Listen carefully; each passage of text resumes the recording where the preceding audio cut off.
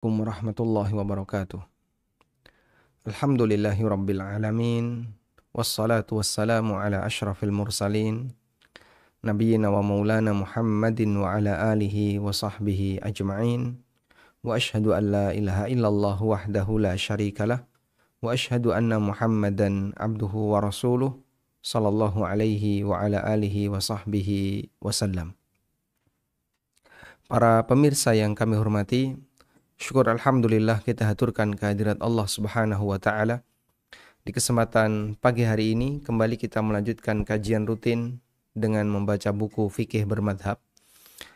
Dan insya Allah kita akan membaca masih di bab tentang masalah memahami fatwa, adab dalam meminta fatwa, dan bagaimana ketentuan ketika orang hendak berfatwa. Insya Allah di kesempatan kali ini kita akan membaca poin yang keempat, yaitu syarat untuk menjadi seorang mufti. Syarat untuk menjadi orang yang memiliki kelayakan dalam berfatwa. Bagi Bapak Ibu para pemirsa yang memiliki buku fikih bermadhab, Anda bisa buka di halaman 258. Di poin yang keempat, syarat mufti, kami cantumkan keterangan Ibnu Qayyim rahimahullah. Beliau menyebutkan atau beliau menukil keterangan Ibnu Battah tentang perkataan Imam Ahmad rahimahullah, di mana Imam Ahmad mengatakan, la yanbaghi lirrajul ayyansiba nafsahu lil futya hatta yakuna fihi khamsu khisalin. Tidak selayaknya bagi seseorang untuk memasangkan dirinya, untuk menempatkan dirinya dalam berfatwa sampai ada pada dirinya khamsu khisalin, 5 karakter, 5 sifat. Kemudian Imam Ahmad rahimahullah menyebutkan 5 sifat yang dimaksud. Yang pertama adalah awaluha an takuna lahu niyatun. Fa illam takun lahu niyatun lam yakun alaihi nurun wala ala kalamihi nurun. Dia harus memiliki niat yang baik. Dia harus memiliki niat yang baik sehingga tujuan dia menjadi seorang mufti harus diiringi niat yang baik. Jika dia tidak memiliki niat yang baik, maka lam yakun alaihi nurun. Dia tidak akan mendapatkan bimbingan cahaya. Wala ala kalamihi nurun, dan tidak ada bimbingan cahaya untuk perkataan yang dia ucapkan. Perkataannya tidak akan dihiasi dengan bimbingan cahaya. Ketika tidak ada niat yang baik dalam dirinya pada saat dia menyampaikan fatwa, pada saat dia berfatwa, ini kunci yang pertama. Dia harus punya niat yang baik. Kemudian wasaniyatu, yang kedua, ayyakuna lahu ilmun wa hilmun wa waqarun wa sakinatun. Dia harus memiliki ilmu, dan ini syarat mutlak. Karena kita tidak boleh berfatwa tanpa ilmu. Nabi SAW mencela keras ketika ada seorang sahabat yang berfatwa tanpa ilmu. Dan beliau mengatakan, ala sa'alu idza lam ya'lamu, ala sa'alu idza lam ya'lamu. Kenapa mereka tidak bertanya ketika mereka tidak tahu? Fa inna syifa'al 'iyis su'al. Sesungguhnya obat bagi sifat ketidaktahuan adalah su'al, bertanya. Kenapa dia tidak bertanya ketika dia tidak tahu? Sesungguhnya obat bagi ketidaktahuan adalah bertanya. Dan orang itu harus punya hilm. Apa yang dimaksud dengan hilm? Kebijaksanaan. Hilm itu lawan dari sifat krusa-krusu. Krusa-krusu bahasa Indonesianya apa? Terlalu terburu-buru, terlalu bersemangat, menggebu-gebu, hanya modal semangat tapi tidak punya kedewasaan, tidak punya kebijaksanaan. Dia harus punya waqar, wibawa. Sehingga ketika menyampaikan tidak kemudian cengingas-cengingis, tidak sambil guyon. Karena waqar ini bertentangan dengan karakter orang yang suka guyon. Kita bisa lihat ya, salah satu di antara kejadian yang Allah ceritakan dalam Al-Quran yang pernah dialami di masa Bani Israel. Nabi Musa alaihi salatu wassalam, pada waktu beliau ditanya oleh Bani Israel berkaitan dengan kejadian pembunuhan yang terjadi di kalangan Bani Israel. Ada orang membunuh Bani Israel yang lain sampai kemudian bikin geger di masyarakat Bani Israel. Maka mereka bertanya kepada Musa, apa yang harus kami lakukan? Musa mengatakan, wa idh qala Musa liqaumihi innallaha ya'murukum an tadhbahu baqarah. Ingatlah ketika Musa mengatakan kepada kaumnya, sesungguhnya Allah perintahkan kalian untuk menyembelih sapi. Apa komentar mereka? Qalu atattakhiduna huzwa. Mereka mengatakan, wahai Musa, kau ini guyon. Kau mempermainkan kami. Qalu atattakhiduna huzwa. Mereka mengatakan, apakah kau akan menjadikan kami sebagai bahan memperolok-olok diri? Apakah kamu mau guyon dengan kami? Maksudnya, kau ini ditanya serius, kok malah jawabnya suruh nyembelih sapi. Ditanya tentang kasus pembunuhan, siapa pembunuhnya, malah Musa meminta agar menyembelih sapi. Dan itu atas perintah Allah Subhanahu wa taala. Qala, maka Musa mengatakan, a'udzu billahi an akuna minal jahilin. Aku berlindung kepada Allah dari bertindak bodoh. Sehingga Musa memohon perlindungan kepada Allah dari bertindak bodoh ketika dituduh oleh masyarakatnya dia ngajak guyon saat ditanya serius. Dia disebut atau beliau sallallahu alaihi wasallam dituduh mempermainkan kaumnya ketika ditanya serius oleh kaumnya. Masya Allah. Makanya ketika berfatwa ditanya serius, kemudian dijawab oleh mufti, tapi jawabannya laisa fihi waqar. Tidak ada bentuk kewibawaan. Ditanya serius tapi ngajak guyon. Itu termasuk di antara tindakan kebodohan. Makanya ketika Musa ditanya serius, lalu Musa menjawab yang sebenarnya itu yang itu adalah jawaban serius dan itu perintah Allah. Oleh kaumnya dikatakan Musa bercanda, Musa ngejak guyon. Padahal Musa itu serius. Sehingga Musa mengatakan, a'udzubillahi an akuna minal jahilin. Aku berlindung kepada Allah kalau aku menjadi orang yang bodoh. Ditanya serius tapi jawabnya guyon. Baik. Karena itu untuk menjaga bentuk waqar, untuk menjaga bentuk wibawa, pada saat orang itu ditanya tentang fatwa tertentu, dia harus bisa menjaga sopan santun, tidak guyon, tidak celelean. Ditanya serius, jawabnya celelean. Wasakinatun, dan harus ada ketenangan.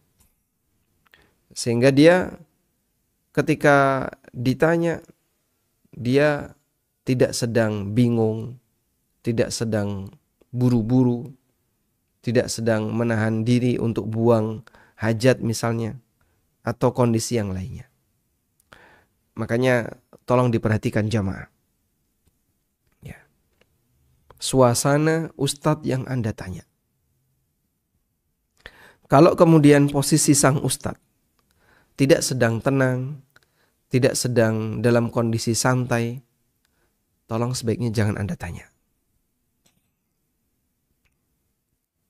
Karena bisa jadi jawabannya akan tidak maksimal. Ketika Anda bertanya, tapi saat Anda bertanya dalam posisi beliau sedang buru-buru. Atau sedang kecapean, sedang kelelahan. Seorang ustadz misalnya menyampaikan kajian. selama 2 jam. Selesai kajian, jamaah berkerumun. Lalu sang ustadz ini buru-buru. Kenapa? 2 jam lagi take off pesawatnya. 2 jam lagi boarding. Bukan cuma boarding, bahkan take off ya. Boardingnya berarti 1,5 jam. Jarak dia ke bandara butuh waktu perjalanan minimal 1,5 jam. Itu masih ditahan di jalan ketika melakukan perjalanan. Ketika menuju ke mobil. Masya Allah. Anda bisa bayangkan. Kira-kira semacam ini bisa nggak beliau akan memberikan jawaban dengan baik? Nggak bisa. Apalagi kemudian ketika jawabannya atau pertanyaannya adalah pertanyaan yang serius. Masalah misalnya berkaitan dengan halal haram. Masalah yang berkaitan dengan batasan ini boleh ataukah tidak boleh. Maka akan lebih baik kalau kemudian ditunda. Baik, kayaknya belum saatnya Ustadz ini ditanya. Nanti dulu, ada waktunya. Anda tunda. Ambil suasana yang nyaman ketika Anda bertanya. Agar ketika orang itu ditanya, dia bisa menjawab lebih maksimal. Karena itu dulu Ibnu Qasim, salah satu muridnya Imam Malik, beliau ketika mau bertanya kepada Imam Malik, itu mencari waktu yang paling nyaman ketika Imam Malik mau menjelaskan. Dan kata Ibnu Qasim, saya menjumpai Imam Malik dalam kondisi yang paling nyaman itu ketika beliau rahimahullah di waktu menjelang subuh, di perjalanan dari rumah menuju masjid. Itu Masya Allah, kana munsharihas sadr. Imam Malik itu suasananya paling nyaman. Dan itu yang dimanfaatkan oleh Ibnu Qasim ketika beliau mau bertanya kepada Imam Malik. Sampai Ibnu Qasim itu tidur di depan rumahnya Imam Malik. Sehingga Ibnu Qasim tidur di depan teras Imam Malik. Kalau kemudian Imam Malik berangkat, maka Ibnu Qasim bangun dan langsung mengiringi Imam Malik ketika berjalan menuju masjid sambil bertanya tentang beberapa masalah seputar masalah agama. Itu contoh sederhana bagaimana para ulama memilih waktu yang tepat ketika bertanya. Oleh karena itu, di beberapa kesempatan ketika sang ustadz ditanya dalam posisi beliau tidak sedang fokus, maka sebaiknya Anda tidak bertanya. Ketika beliau sedang makan, ditanya, Masya Allah, Pak, ini waktunya beliau makan. Dan yang namanya orang makan, berarti yang dilihat adalah posisi makanan. Ketika beliau sedang, misalnya dalam posisi kecapean, ditanya, Masya Allah, ini seharusnya beliau istirahat, bukan untuk ditanya. Sehingga mohon diperhatikan suasana yang sedang dialami oleh orang yang akan Anda tanya. Karena jawabannya itu bukan jawaban yang ngawur. Itu jawaban butuh mikir. Kadang sedang makan, sudah menyuap ya. Sudah masuk makanan itu sedang mengunyah, ditanya. Coba jawabnya gimana? Tidak jawab, nanti dikiranya Ustadz nggak perhatian, sombong. Mau jawab, ini jawabnya gimana? Ini sedang mengunyah, disuruh jawab. Ya nanti kalau jawab mungkin ada nasi yang nembak-nembak. Maka tolong diperhatikan adab semacam ini. Dan seringkali kita jumpai ada sebagian orang yang kurang begitu memperhatikan adab, sehingga ketika dia bertanya tidak melihat suasana. Kalau buru-buru sebaiknya jangan ditanya. Kalau beliau sedang ada kegiatan yang lain jangan ditanya. Karena jawaban itu tidak akan maksimal. Tayyib. Ats-tsalitsah, yang ketiga. Ayyakuna qawiyan ala ma huwa fihi wa ala ma'rifatihi. Dia harus yakin dengan kebenaran dari keterangan yang dia sampaikan. Wa ala ma'rifatihi, dan yakin dengan pengetahuan yang dia miliki. Sehingga kalau dia nggak yakin, dia masih ragu. Saya belum begitu yakin untuk memberikan jawaban ini. Saya masih ragu. Kalau dalam posisi seperti itu, masih ragu, belum yakin dan seterusnya, berarti dia belum saatnya untuk memberikan fatwa. Perlu mengkaji dulu lebih dalam sampai yakin dengan apa yang akan dia jadikan sebagai jawaban. Kalau belum yakin belum boleh. Nah, ar-rabi'ah yang keempat al-kifayah. Wa illa madaghahun nas. Dia harus memiliki yang keempat, harus memiliki kecakapan. Kecakapan dalam memberikan jawaban. Wa illa jika tidak, maka dia akan diremehkan oleh masyarakat. Sehingga kalau dia menjawab tapi kurang begitu punya modal untuk memberikan keterangan, selesai menjawab dibantah.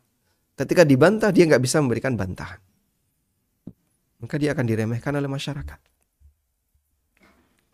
Sehingga dia ketika memberikan sebuah fatwa dalam kasus tertentu, misalnya kasus A, dia ngasih fatwa kasus A. Kasus A ini akan melebar kemana saja, Pak? Akan melebar ke B, akan melebar ke C, melebar ke D. Dia harus punya kifayah, punya kecakapan. Kecakapan terhadap masalah tersebut, sehingga ketika melebar ke beberapa kasus yang lain, dia juga punya jawabannya. Maka insya Allah kalau dia sudah punya seperti itu, kemudian ada masyarakat yang bertanya, dia bisa memberikan jawaban yang memuaskan bagi mereka. Al-khamisah yang kelima, ma'rifatun nas. Dia memahami kondisi masyarakat. Sehingga ketika dia jawab, dia mempertimbangkan, ini jawaban yang layak untuk dibuka di muka umum atau tidak. Ketika dia menjawab, dia bisa mempertimbangkan, ini kira-kira pertanyaan menjebak atau bagaimana. Ketika ada pertanyaan seperti itu, dia bisa mempertimbangkan. Kalau ini pertanyaan yang menjebak, kira-kira arah kemana jawaban yang bisa dia berikan. Yang jika itu disampaikan, tidak akan membuat masyarakat menjadi tersinggung, atau membuat masyarakat jadi rame, ribut, kisruh, dan seterusnya. Karena terkadang bisa jadi sebuah pertanyaan itu tujuannya Anda mancing. Dalam sebuah forum kajian kan tidak semua orang datang dan hadir untuk ngaji. Bisa jadi ada orang yang datang untuk bikin kisruh. Ya, coba nanti akan saya tanya seperti ini. Akan saya perlihatkan kepada masyarakat siapakah orang ini. Mungkin terjadi seperti itu. Dalam salah satu kajian, ya, kalau nggak salah ini di Jakarta, ada kemudian forum tanya jawab setelah selesai menyampaikan kajian. Ada salah satu jamaah yang mengirim pertanyaan lewat kertas.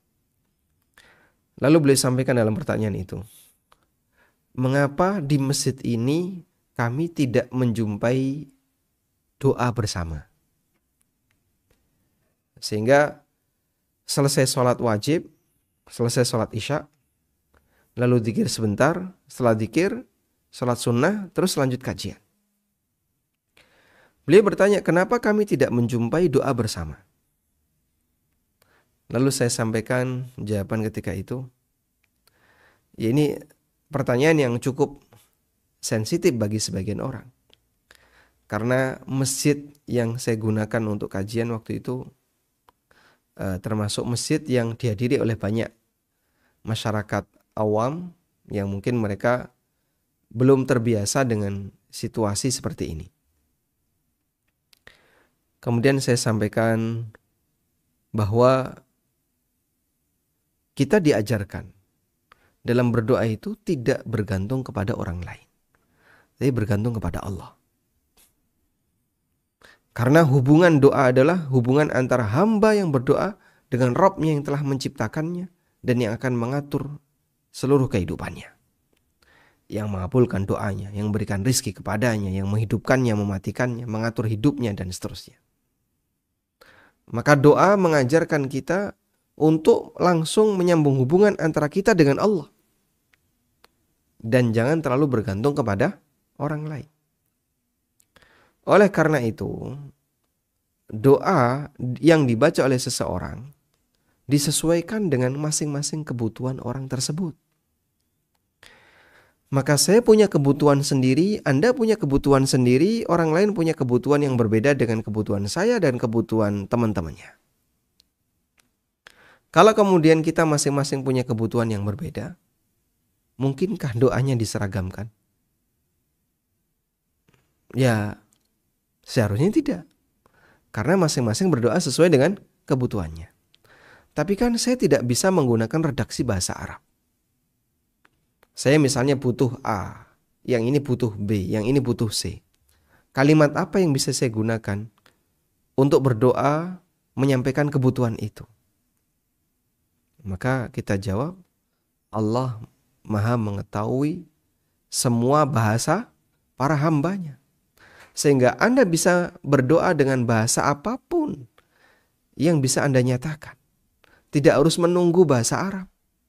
Kalaupun tidak ada redaksi teks Arab yang mewakili doa dan kebutuhan Anda itu.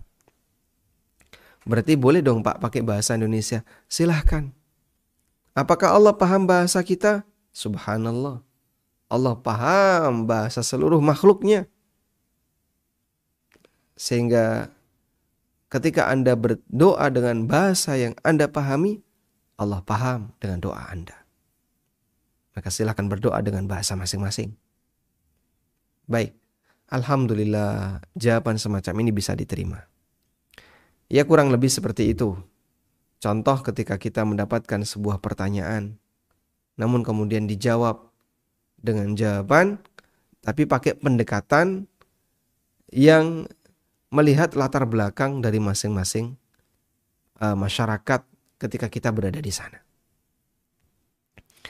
Dan apabila dirasa bahasanya pertanyaan itu sangat sensitif dan jawaban itu bisa bikin rame di masyarakat, maka Anda bisa tawarkan kepada mereka. Kadang dalam sebuah forum kajian lalu ada salah satu jamaah yang bertanya, dan pertanyaan ini jelas, pertanyaan yang jelas-jelas menyinggung masalah yang sensitif. Pak Ustadz, di sini sebenarnya tahlilan itu apa sih hukumnya? Kenapa masyarakat itu ribut masalah tahlilan? Sementara di hadapan kita mungkin masyarakat itu beragam. Ada yang dalam urusan tahlilan dia ikut, ada yang tidak ikut dan seterusnya. Maka kita tawarkan kepada jamaah. Masya Allah, ini pertanyaan yang sangat sensitif kalau kemudian dibahas di sini. Maka selanjutnya kami kembalikan kepada para jamaah, apakah pertanyaan ini perlu untuk dijawab atau tidak. Mungkin mereka akan ribut. Wah, perlu, ada yang nggak perlu, udah biarin aja nggak usah dijawab dan seterusnya. Udah, dengan cara itu berarti kita sudah menawarkan kepada mereka konsekuensi kalau ini dijawab. Kalau kemudian mereka sudah siap dengan konsekuensinya, akhirnya mereka sendiri yang menentukan. Mereka jamaah sendiri yang menentukan. Oh perlu Pak Ustadz, pokoknya harus dijawab. Biar terang bagi kami, biar kami itu tahu hukumnya bagaimana. Tapi nanti akan ada konsekuensi seperti ini. Ya sudah, kita sudah siap dengan itu. Kalaupun memang beda ya beda, tidak apa-apa. Tapi perbedaan itu didasari dengan ilmu. Perbedaan itu didasari dengan ilmu. Didasari dengan ilmu dalam arti kenapa dia pilih A, kenapa dia pilih B, masing-masing punya landasannya. Nah, muqaddimah itu sebagai pengantar agar ketika kita menyampaikan pendapat yang berbeda dengan pendapat jamaah yang ada di sana, mereka sudah siap dengan konsekuensinya. Oh, saya sudah tahu memang Ustadz akan menyampaikan jawaban yang berbeda dengan prinsip saya. Dan itu tidak akan menimbulkan suasana yang lebih sensitif. Karena mereka sudah tahu kira-kira arahnya akan kemana. Baik, kurang lebih itu yang bisa kita jadikan sebagai acuan.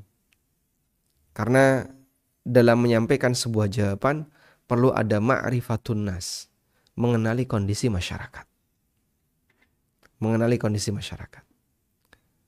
Karena itu sebenarnya tema apapun layak untuk disampaikan dalam forum kajian apapun. Cuman perlu dikenali kondisi masyarakat dan lihat latar belakang mereka. Ada keadaan di mana jawabannya perlu tegas. Ada keadaan di mana jawabannya perlu dibelokkan. Ada keadaan di mana jawabannya perlu A, perlu B, perlu pengantar, dan seterusnya. Dan itu bisa kita pelajari dengan melihat kondisi masyarakat. Selanjutnya, ada beberapa adab dan aturan yang perlu diperhatikan terkait interaksi antara mufti dan mustafti. Mufti artinya orang yang memberi fatwa, mustafti artinya orang yang minta fatwa. Dalam hal ini kami sarikan dari buku Al-Qawaid Al-Usuliyah Al-Muta'alliqah bil Muslim Ghairil Mujtahid, karya Asy-Syaikh Dr. Sa'ad Asy-Syadzri hafizahullah ta'ala. Jadi buku ini, buku tipis ini, Al-Qawaid Al-Usuliyah Al-Muta'alliqah bil Muslim Ghairil Mujtahid. Ini bukunya tipis.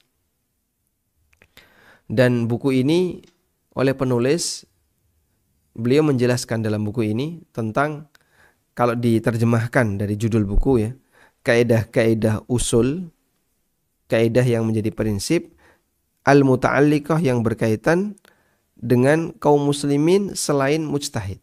Kaum muslimin yang bukan mujtahid. Artinya masyarakat awam. Kaidah-kaidah usul berkaitan dengan masyarakat awam. Nah, kemudian Syekh Sa'ad Asy-Syadzri hafizahullah menyebutkan beberapa adab terhadap mufti dan adab terhadap mustafti. Ada beberapa adab yang harus diperhatikan ketika hendak meminta fatwa. Ketika hendak meminta fatwa. Adab yang pertama adalah menghormati mufti. Memposisikan sang mufti sebagai seorang guru, layaknya guru. Anda bertanya? Betul. Berarti Anda butuh? Betul. Kalau Anda butuh, ketika Anda bertanya kepada A, berarti Anda butuh A. Betul. Karena Anda butuh A, maka tolong hormati A. Ya. Tolong hormati A, ya. Hargai A, posisikan A sebagaimana layaknya seorang guru. Sehingga jangan bertanya sambil bentak. Coba sekarang Ustadz jelaskan. Tadi Ustadz menyampaikan kayak gini. Jelaskan. Saya itu butuh jawaban. Tuh. Kalau Bapak butuh jawaban, kenapa ketika bertanya menyampaikannya dengan nada terkesan memusuhi? Di depan Anda adalah guru. Ketika Anda bertanya kepadanya. Sehingga sampaikan pertanyaan itu dengan sopan. Jangan menggunakan nada marah. Apalagi nada seolah-olah ngetes. Kalau emang Anda lebih hebat dibandingkan orang yang Anda tanya, ya, Anda tidak perlu bertanya. Tapi ketika Anda merasa saya tidak tahu bagian itu, maka Anda perlu tahu. Dan ketika Anda perlu tahu, posisikan orang yang Anda tanya sebagaimana layaknya seorang guru. Hormati dia. Jaga sifat sopan santun kepadanya. Jangan bertanya sambil ngotot, sambil marah, tegang, keras. Ya. Aneh ini. Makanya kadang seorang mufti dituntut untuk banyak bersabar menghadapi orang semacam ini. Dan kadang ada seperti itu. Beberapa kali saya menjumpai orang yang bertanya tapi sambil marah-marah. Bertanya tapi nyinyir. Sehingga aslinya ini bukan pertanyaan, tapi tujuannya adalah untuk menyudutkan. Baik. Yang kedua, tidak bertanya pada saat suasana tidak normal. Seperti sedang sibuk, ustadznya sedang sibuk, atau ustadznya sedang marah, ngantuk, kelelahan, pusing. Termasuk juga ketika sedang kebelet mau buang air. Atau buru-buru.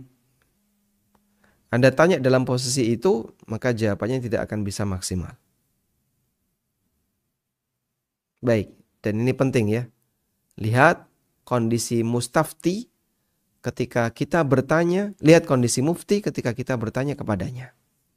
Apakah mufti ini dalam kondisi nyaman untuk ditanya ataukah tidak nyaman. Yang ketiga, bolehkah mustafti bertanya tentang dalilnya? Sudah diberi jawaban, tapi kemudian beliau bertanya, mustafti ini bertanya tentang dalilnya. Pak Ustadz jawab kayak gini, dalilnya bagaimana?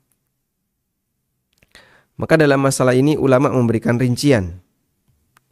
Yang pertama, jika tujuan dia bertanya dalil hanya untuk mengetahui hukum,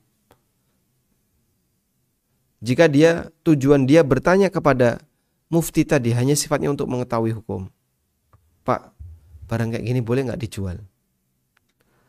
Saya nggak tahu, saya bingung. Pokoknya Bapak jawab saja boleh atau tidak, gitu aja. Kadang kan ada orang yang bertanya kayak gitu ya. Jawabannya pokoknya boleh atau tidak. Menurut antum boleh atau tidak? Jika tujuannya hanya untuk mengetahui hukum, maka tidak dianjurkan bertanya dalil di majelis fatwa. Agar tidak ada kesan tidak percaya dengan perkataan ulama. Ya. Ketika ada kesan seperti itu, orang akan menyecar ya. Atau pertanyaannya itu neritil, ngejar terus. Sudah tanya lagi. Dan itu termasuk salah satu di antara sikap yang tidak sopan. Namun jika tujuannya dalam rangka untuk mencari bimbingan atau dalam suasana belajar, ya, yaitu istirsyad, maka dibolehkan untuk bertanya tentang dalil. Sehingga tingkatannya untuk yang kedua ini lebih tinggi daripada yang pertama. Sehingga yang kedua ini ketika dia bertanya, dia itu bertanya tidak hanya sebatas tahu hukum, tapi juga ingin tahu bagaimana metode beristihad yang dilakukan oleh sang ulama ini. Wallahu alam. Dan insyaallah untuk yang kedua seperti ini hukumnya diperbolehkan. Walhamdulillahirabbil alamin. Dan di sini ada beberapa materi yang lain, insya Allah akan kita bahas di pertemuan berikutnya. Demikian, semoga bermanfaat.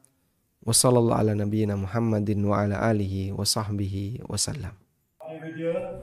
Dengan semakin berkembangnya dakwah yang disampaikan melalui ANB Channel yang diisi oleh Ustadz Aminur Bait, Ustadz Wira Mandiri, Ustadz Ristian Rangil, Ustadz Amir As-Soronji, Ustadz Musa Jundana, Ustadz Muhammad Abu Rifai, dan para asatidzah Jogja lainnya, serta untuk meningkatkan pelayanan kepada kaum muslimin melalui Yayasan Amal Abadi Indonesia yang mengelola lembaga Indonesia Bersih Riba, tim perawat jenazah Al-Baki, konsultasi zakat dan waris. Insya Allah akan dibangun kantor dan studio ANB Channel yang representatif serta kantor Yayasan Amal Abadi Indonesia. Mari dukung dengan menginfakkan sebagian harta kita melalui Bank Syariah Indonesia atas nama Yayasan Amal Abadi Indonesia dengan nomor rekening 7441998877. Jazakumullah khairan wa barakallahu fikum. Cari produk ANB Store, kaos, merchandise, atau buku, silakan kunjungi anbstore.id, Tokopedia dan Shopee di ANB Store ID.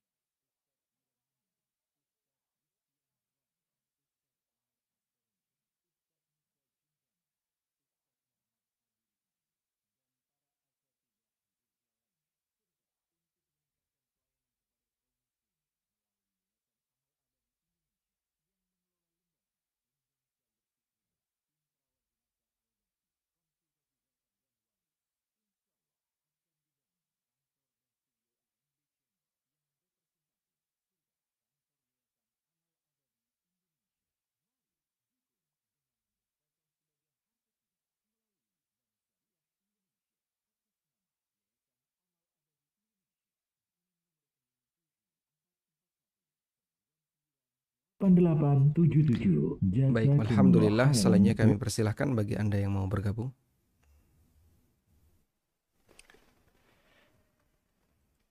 Assalamualaikum warahmatullahi wabarakatuh, Ustaz.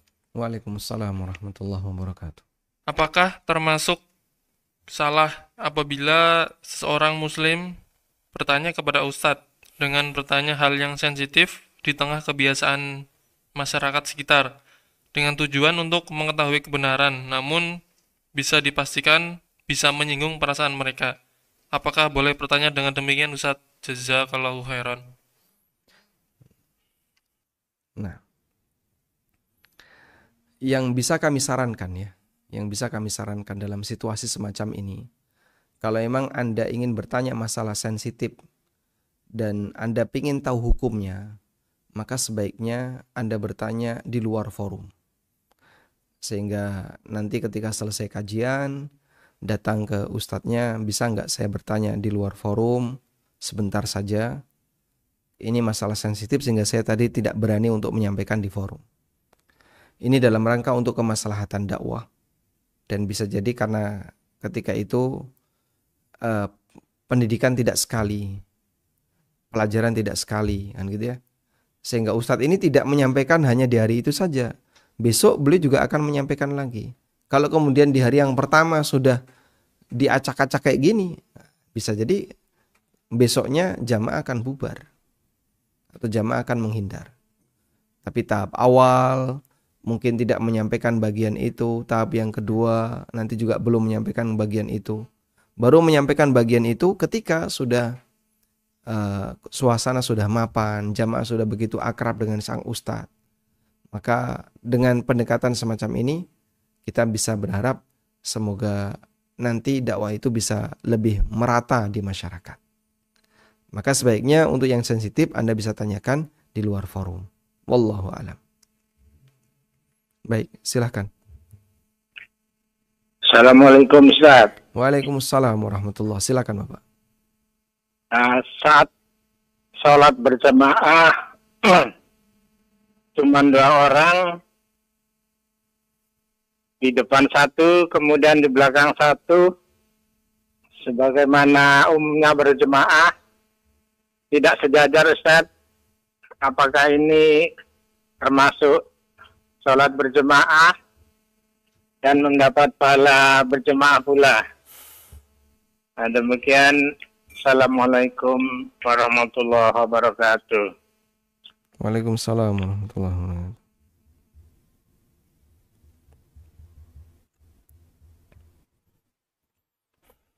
Baik. Apabila ada makmum yang sholat di belakang imam sendirian,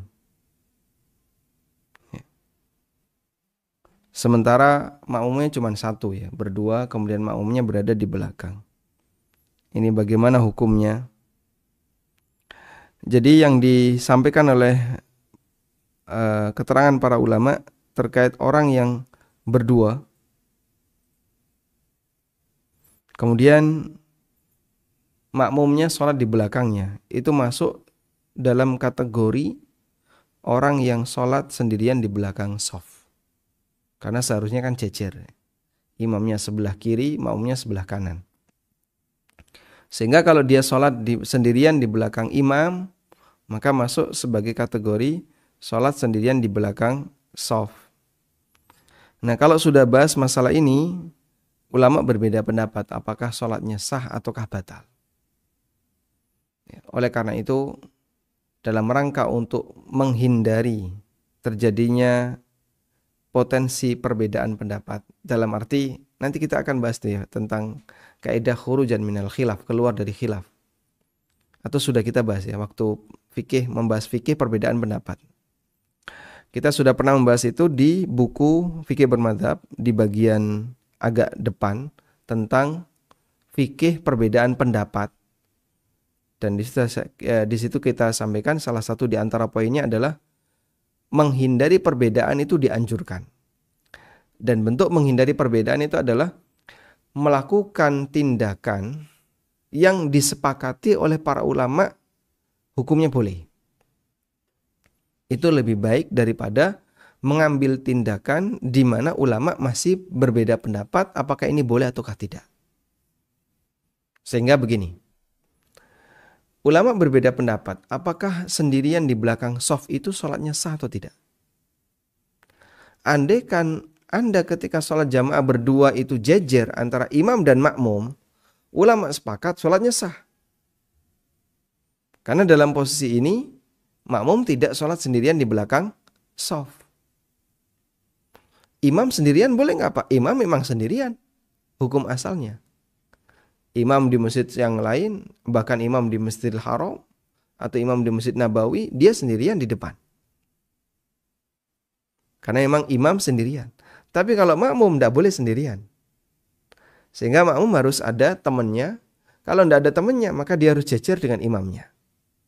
Agar tidak terhitung sebagai orang yang sendirian di belakang shaf.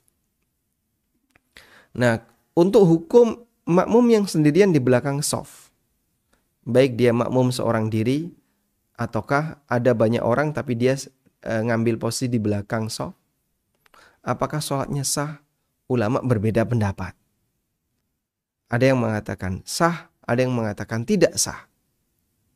Kalau kemudian di situ ada perbedaan, berarti cara yang paling tepat gimana Pak? Ambil posisi aman. Jangan sampai kau sholat sendirian di belakang shaf.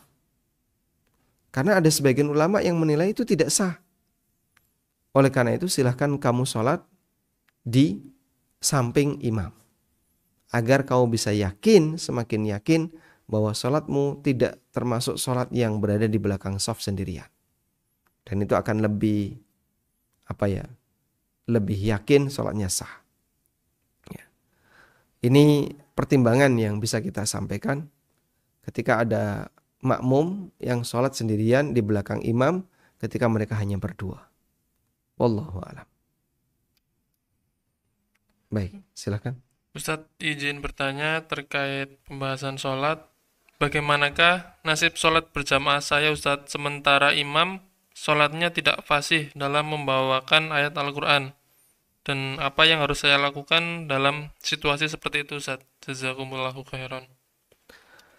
Apabila imamnya tidak fasih, dan tidak fasihnya adalah tidak fasih dari sisi salah Al-Fatihah, maka sementara Anda adalah orang yang bisa membaca Al-Fatihah dengan benar, maka Anda harus pindah masjid, cari imam yang lain.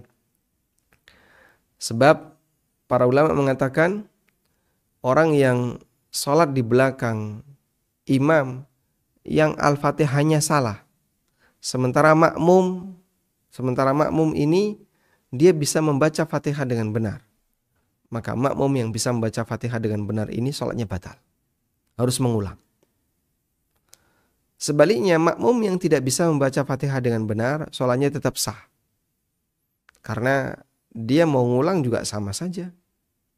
Oleh karena itu dalam posisi ini, apabila Anda yakin bahwasanya imam tadi tidak bisa membaca Quran dengan benar di posisi Al-Fatihah, sebaiknya Anda cari imam yang lain. Tapi kalau kemudian imamnya bisa membaca dengan benar di surat Al-Fatihah, tapi surat yang lain belepotan, Al-Fatihahnya bagus, tapi surat yang lain nggak karuan, insya Allah sholatnya masih bisa ditoleransi, sehingga Anda bisa sholat di situ dengan cara yang sah.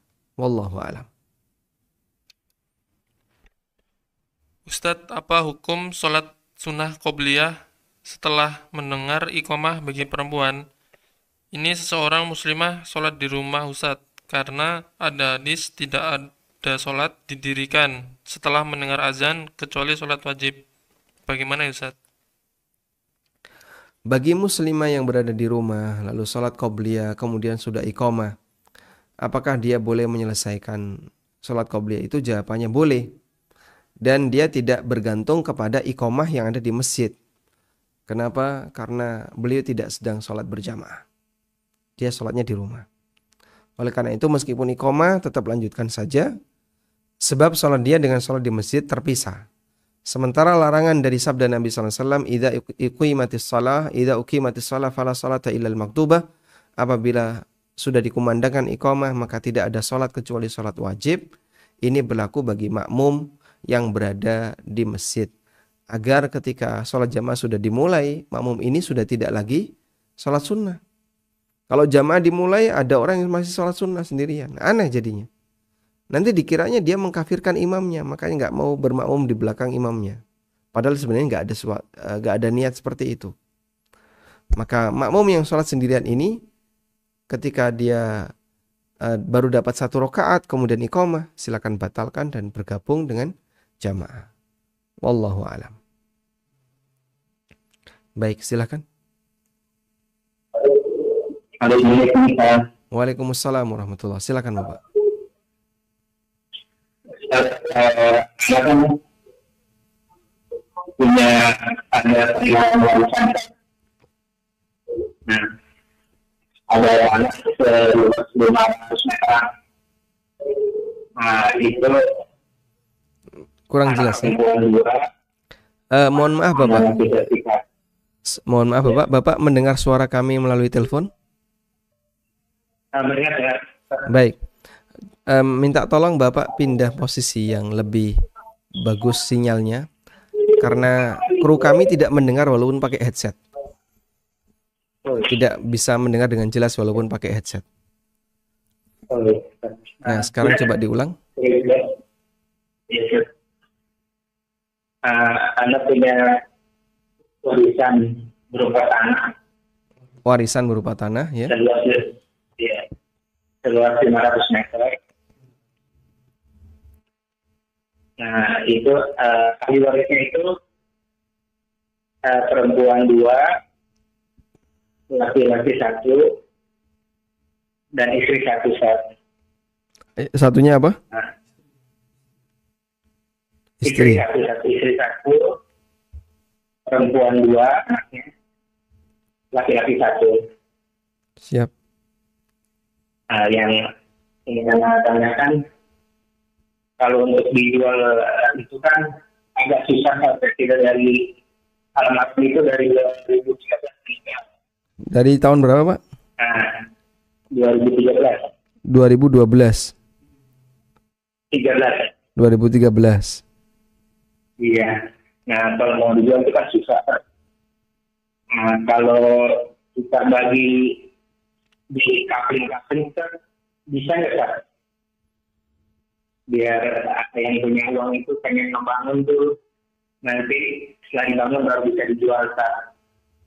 Karena kendalanya kami untuk menjual itu susah, karena masih berupa tanah lah. Bolehkah dibagi per kapling, Pak? Karena belum jadi uang, Pak. Baik. Mau solusinya, Pak? Assalamualaikum warahmatullahi wabarakatuh. Waalaikumsalam warahmatullahi wabarakatuh. Baik. Kalau gambarannya seperti ini ya. Jadi A meninggal, lalu ahli warisnya ada B, kemudian 3 anak PPL, 2 perempuan 1 laki-laki. Bagaimana cara membagi warisnya? Sederhananya, yang B mendapatkan 1/8, sisanya 7/8 ke sini ya. 7/8 sebagai sisa diberikan kepada anak dengan pembagian 2/1, di mana anak perempuan dapat 1, anak laki-laki dapat 2. Sudah? Lalu di situ berupa 1 kapling tanah dengan luas 500 meter. Maka lahan ini dengan luas 500 meter ini lahan milik bersama. Tapi belum ditentukan kepemilikan P yang mana, ibu yang mana, L yang mana, belum ditentukan. Maka ketika dia milik bersama dan belum ditentukan kepemilikannya, ini disebut dengan objek musya. Disebut dengan objek musya. Objek musya adalah objek yang dimiliki bersama dan belum dibagi. Posisinya belum dibagi. Nah, objek musya ini boleh nggak dijual? Jawabannya boleh apabila semuanya setuju. Nah, kemudian masalah teknis menjualnya,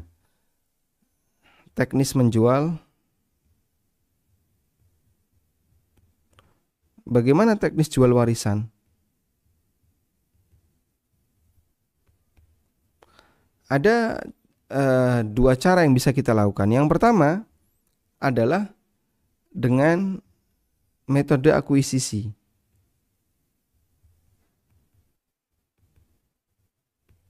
Dengan metode akuisisi. di mana salah satu anak atau salah satu ahli waris mengakuisisi jatah ahli waris yang lain. Ya. Salah satu ahli waris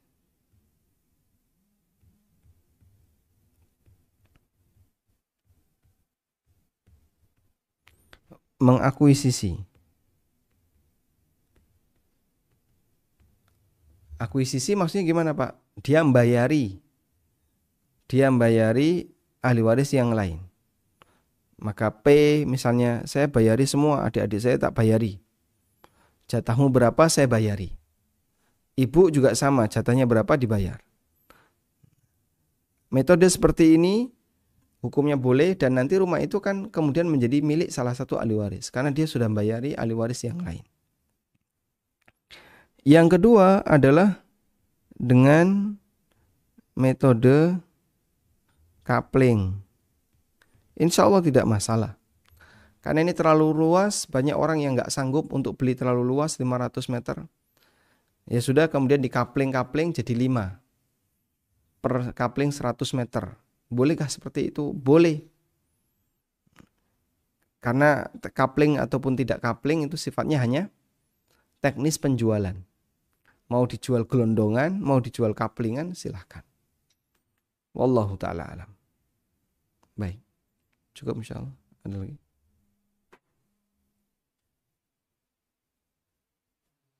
Baik, silahkan. Ustadz, apakah ada syariat jika kita sudah meninggal, kita dimakamkan di pemakaman muslim? Kemarin ada keluarga kami yang meninggal, dan beliau berwasiat minta dimakamkan di pemakaman muslim. Karena menurut beliau, almarhum di pemakaman muslim lebih tenang, tidak ada teriakan dibandingkan dengan pemakaman umum. Dan di pemakaman tersebut juga ada aturannya, Ustadz. Di antaranya jenazah yang dikubur di situ, waktu masih hidup harus sholat 5 waktu. Bagaimana yang seperti ini ya, Ustadz? Baik. Memang yang sesuai syariat, pemakaman muslim dengan non-muslim itu dipisah. Sehingga muslim sendiri, non-muslim sendiri. Oleh karena itu, dalam posisi ini, sah-sah saja seorang muslim meminta dan berwasiat agar dimakamkan di pemakaman muslim. Dan itu justru wasiat yang sangat sejalan dengan sunnah Nabi SAW dan sunnah para sahabat. Sehingga dulu pemakaman non-muslim itu tidak digabung dengan makamnya para sahabat yang ada di Baqi. Demikian pula yang ada di kota-kota yang lain. Sebab yang namanya muslim dengan non-muslim, makamnya itu dipisahkan. Nah, salah satu di antara hikmah kenapa muslim itu makamnya harus dipisahkan dari non-muslim, di antara hikmahnya adalah agar muslim ini tidak terganggu dengan hukuman dan siksaan yang diberikan oleh Allah kepada mayat non-muslim yang berada di kuburannya. Ya, baik bentuknya teriakan maupun yang lainnya. Dan itu bisa saja terjadi. Sehingga ada efeknya yang bisa didapatkan oleh seorang muslim yang dimakamkan di pemakaman campur antara muslim dan non-muslim. Tapi kan tidak tampak kita, Pak. Tidak tahu, tidak lihat. Ketika Anda tidak tampak, tidak tahu, tidak lihat, maka percayalah kepada sabda Nabi SAW dan keterangan para ulama sahabat, sebab mereka yang lebih tahu tentang masalah ilmu dibandingkan kita. Wallahu ta'ala alam. Demikian yang bisa kita sampaikan, semoga bermanfaat. Wassallallahu ala nabiyyina Muhammadin wa ala alihi wa sahbihi wasallam. Wa akhiru da'wana anil hamdulillahi rabbil alamin. Wassalamualaikum warahmatullahi wabarakatuh.